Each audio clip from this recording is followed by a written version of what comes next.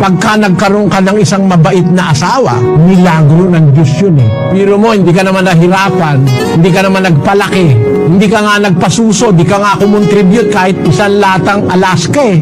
Lumaki na lang yung babae, tapos niligawan mo na lang, tapos napangasawa mo. Tapos mabait palang asawa, tapat, tagapag-alaga ng mga anak mo, tagalaban ng karsunsilyo mo, tagaplansya ng pantalon mo. Aba, milagro ng Diyos siyang nagkaroon kanyan. Napakabait na asawa. Marami pong milagro, kapatid. Yun lang makaraos tayo maghapon nang hindi tayo nahihirapan. Sabi ko nga sa mga kapatid namin, magpasalamat tayo lagi sa Diyos kasi naihi ka na, hindi ka namimilipit sa sakit, maswerte ka na nun. Bakit? Meron tao, ang yaman-yaman tuwing iihi, hindi makaihi, dinadialysis eh.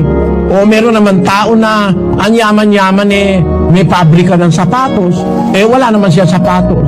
Kasi putol na yung dalawang paa, may diabetes.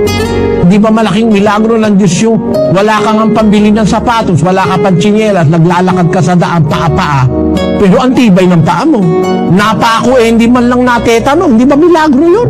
Oo, meron ganun yung mga taong kalye, kumakain ng basura hindi man lang nasakitan tiyan may merong kayayaman nadapuan lang ng langaw yung pagkain, tinapon yun talagang nilalangaw yung kinakain niya. Hindi ba milagro yun? Nilalangaw hindi kumasakitan tiyan, yung kinakain nilalangaw sa basura. Yung mayaman wala nga dumadapon langaw ma'am yung konti nadala sa ospital dahil nagtatait suka. Napakaganda naman ng kinain.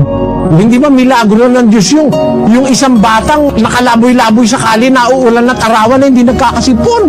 Milagro yun. Kesa dun sa isang batang nakatira sa isang mansion, masarenohan lang ng konti, sinipun at dinala na sa ospital. Maraming milagro ang Diyos sa buhay ng tao, kapatid. Totoo po ang milagro, pero ang milagro galing sa Diyos, hindi galing sa mga pastor.